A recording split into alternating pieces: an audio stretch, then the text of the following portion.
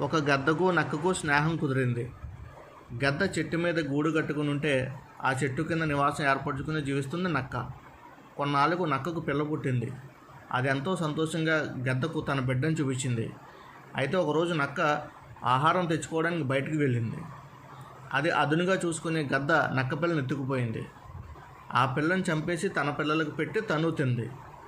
కాసేపటి తిరిగి వచ్చిన నక్కకు పిల్ల కనపడలేదు. గద్దను అడిగితే తనకు తెలియదంది. కానీ గద్ద చేసిన దోహాన్ని నక్క కనిపెట్టింది. అయినా ఏమీ చేయలేక మౌనంగా రోధించింది. తర్వాత రోజు తన గూటికి దగ్గరలో కొంతమంది వ్యక్తులు ఒక గొర్రెను బలించి దాన్ని కాల్చడం కనిపించింది గద్దకు. ఎలాగైనా ఒక ముక్కను ఎత్తుకురావాలని అనుకుంది. మెల్లగా వెళ్ళి కాస్తంత మాంసాన్ని నోట ఖర్చుకుని పైకి ఎగిరింది. వాళ్ళు ఎక్కడ పట్టుకుంటారని భయపడి గబగబా గూటికి చేరుకుంది. అయితే మాంసాన్ని దొంగలించే ప్రయత్నంలో దాని తోకలోని ఒక ఈకకు అంటుకున్న నిప్పు ఎండు పుల్లలతో నిర్మించిన గూటికి అంటుకుంది.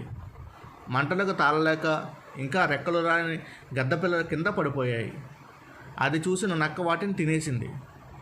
కళ్ళ ముందే పిల్లలు చనిపోవడం చూసిన గద్ద పెద్దగా ఏడ్చింది. ఆ రోజు తను నక్కకు ద్రోహం చేయకుండా ఉంటే ఈరోజు అది తన పిల్లలను కాపాడేది తనలో తానే కుమిలిపోయింది. నమ్మిన వాళ్ళను మనం బాధ పెడితే చివరకు మనకు బాధే మిగులుతుంది అని చెప్పడమే ఈ కథలో నీతి.